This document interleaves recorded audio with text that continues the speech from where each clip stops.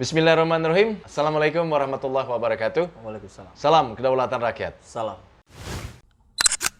Kang Saiful, Ya. sahabat, ini kita sekali lagi dihadirkan dengan banyaknya ketidakjelasan. Salah satu yang terbaru adalah adanya staf khusus Jokowi yang menikah di katedral, beda agama. Padahal kita ketahui Indonesia dengan jumlah umat Islam terbesar di dunia, di mana dalam Islam kan tidak boleh ya kan, tidak bisa kita nikah beda agama. Kalau dulu mungkin tuh yang mau nikah beda agama sembunyi-sembunyi, ya kan, atau nikah di luar mungkin ya. Tetapi ini jelas gitu diperlihatkan. Tapi satu sisi lagi sampai akhirnya itu ada yang karena nikah beda agama sulit atau ditolak itu menggugat ke negara karena tidak bisa nikah beda agama. Ada apa sebenarnya nih di kita ini dihadirkan dengan persoalan-persoalan seperti itu, Kang Epul? Tapi kalau dari perspektif kita sebagai umat Islam lah ya, Kang Epul. Ya. Tentu jelas sekali ya di konsep Islam itu tidak ada pernikahan beda agama. Memang ada juga sebetulnya yang menjelaskan tentang kalau yang laki-lakinya Muslim, yang perempuannya ahli kitab. Ahli kitab itu kan penamaan lain untuk agama Kristen. Ya. Itu masih diperbolehkan, tapi tentu juga diperbolehkan dengan banyak catatan. Nah, kalau yang perempuannya Islam, yang laki-lakinya non-Islam, ya itu sudah jelas-jelas tidak bisa gitu. Bahkan kalau itu dilanjutkan terus, maka konsepnya adalah zina gitu. Kalau mau begitu itu persoalan Anda gitu. Silahkan gitu kan. Hanya masalahnya bagi kita adalah bahwa itu dipertontonkan bahwa dia adalah staf khusus presiden gitu. Ya. Jadi kan dia menjadi seperti yang mencontohkan. Nah, ini yang paling berbahaya bagi umat. Kalau kemarin kita lihat ada orang biasa yang menikah kurang lebih sama, perempuannya Islam pakai kerudung malah gitu kan. Tapi menikah di gereja gitu. Sekarang juga kan ini kurang lebih begitu ya. Jadi paginya ijab kabul berdasarkan Islam, siangnya di katedral. Ini mempermainkan konsep agama yang sudah jelas-jelas selama ini kita pegang teguh gitu. Ya tentu saya tidak bisa berbicara terlalu dalam hal agamanya, tapi yang saya soroti adalah ini dilakukan oleh staf khusus presiden, maka ini upaya untuk memberikan contoh kepada rakyat.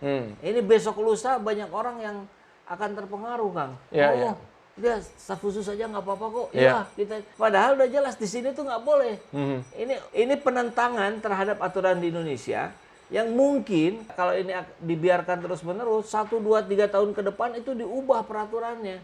Iya. Sehingga membolehkan. Ini ngeri kali. Ini kenapa negara atau tepatnya pemerintah menjadi diam ya, Kang Epul? Padahal kan kita tahu larangan pernikahan beda agama ini diatur dalam undang-undang pernikahan, gitu, dalam undang-undang perkawinan, gitu loh. Tetapi ini staf khusus, ya kan, presiden justru melanggar, bisa disebutkan seperti itu. Di mana ini peran pemerintah, peran negara ketika membuat aturan tapi dilanggar sendiri? Ya barangkali kan bisa saja ya dalihnya kalau itu nanti akan menjadi blunder dan menyudutkan pemerintah, nanti akan dibilang bahwa itu kan kita nggak tahu tuh. Dia kan menikah nggak lapor dulu detailnya ke atasannya gitu. Dan pasti akan banyak alasan-alasan lainnya. Tapi pemerintah sendiri saya kira ini yang tanda tanyanya masih besar, Kang. Kita berkali-kali melihat rentetan kejadian-kejadian yang ujungnya ini menyudutkan orang Islam, mendegradasikan konsep Islam. Maka yang tadi itu, ini menjadi celah yang berbahaya karena beberapa kali terjadi itu ada pelanggaran kemudian aturan yang diubah. Seperti presiden 3 periode. Ini hari ini disebut pelanggaran konstitusi, Kang.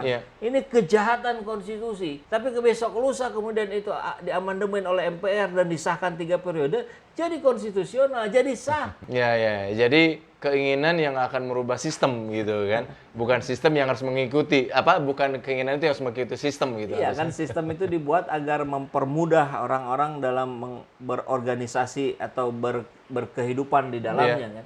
Tapi kalau nafsu kekuasaan yang bermain, ya sistem yang dipermainkan. Ubah lagi sistemnya, nanti ubah lagi, terus aja diubah-ubah. Dampak apa yang paling besar ketika ini terus berlangsung gitu, seperti ini? Kekacauan di level bawah, Kang. Satu, jelas-jelas tadi ini akan memberikan pengaruh buruk. Yang kedua, ini bagi lawan-lawan politiknya Pak Jokowi, ini akan menjadi catatan sejarah bahwa mengerikannya dunia politik kita hari ini bisa jadi setelah Pak Jokowi tumbang, entah suatu saat nanti, kemudian nanti penggantinya anggaplah sama-sama memiliki adiksi kekuasaan yang akut, maka sistem diubah lagi untuk kepentingan dia, berganti lagi, sistem diubah lagi, terus-menerus nggak berhenti-berhenti. Tidak ada waktu untuk masyarakat Indonesia berada dalam kondisi yang tenang-tenang saja, yang baik-baik saja, karena terus-menerus digoncang dengan persoalan di atas. Padahal kan apa sih yang rakyat butuhkan hari ini? Ketenangan, ketenangan aturan, kejelasan aturan, konsistensi aturan, termasuk juga hukum, bukan tajam ke bawah tapi tumpul ke atas. Dan adanya kesetaraan penyikapan dari pemerintah. Tapi lalu bagaimana ketika ada pertanyaan bahwa urusan menikah itu adalah hak asasi manusia, ya kan? Artinya kalau seseorang ingin menikah beda agama itu hak saya dong. Nah, pertanyaannya bagaimana ketika dihadapkan dengan seperti itu? Ya itu urusan di akhirat nanti. Nanti kita di yaumil akhir akan dihisab satu orang. Tapi urusan di dunia ini akan menjadi presiden yang buruk. Akan dicontoh oleh orang lain. Satu sisi dari sisi dunia mungkin bisa jadi ini adalah keberagaman, ya kan? Unity in diversity, ya kan? Terus kemudian ini mengedepankan hak asasi manusia. Tetapi justru harusnya ini menjadi sorotan ya dalam konteks di pekerjaan kementerian, khususnya Kementerian Agama, Kang Ipul. Ya bahasannya kan toleransi. Pak Menak juga selalu mengusung-usung toleransi. Tapi toleransinya ternyata kan kebablasan.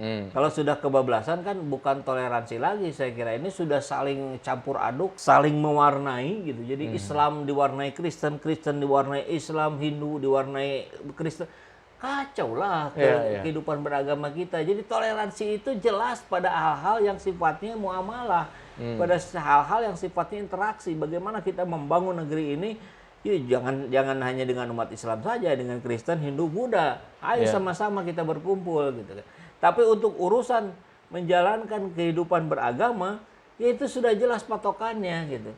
Lakum dinukum waliyadin gitu. Agamu bagimu, agamaku bagiku.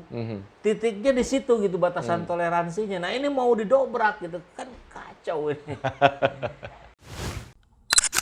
Alhamdulillahirrabbilalamin, saat ini banyak sekali sahabat-sahabat dari Saiful Zaman Channel yang menjadi patron dari kegiatan ini. Yang mendukung, yang mensupport dengan berbagai cara. Luar biasa. Via WhatsApp, via grup, via media sosial lainnya. Bahkan tidak sedikit yang kemudian mendonasikan uangnya untuk perjuangan kami di medan dakwah ini. Ya jelas hal ini sangat membantu keberlangsungan channel ini karena kebutuhan pun kemudian bertambah. Tidak bisa lagi ini dikerjakan oleh 1-2 orang. Kita harus merekrut lebih banyak orang. Dan itu jelas membutuhkan dana yang tidak kecil. Oleh karena itu buat sahabat-sahabat semua yang terus mendukung kami, doakan juga kami untuk mampu istiqomah, untuk mampu terus menyuarakan dan menggemakan suara hati rakyat. Dan seperti biasa, bagi yang ingin membersamai kami dengan membantu operasional channel ini, sahabat bisa mendonasikannya ke nomor rekening yang ada di bawah sini.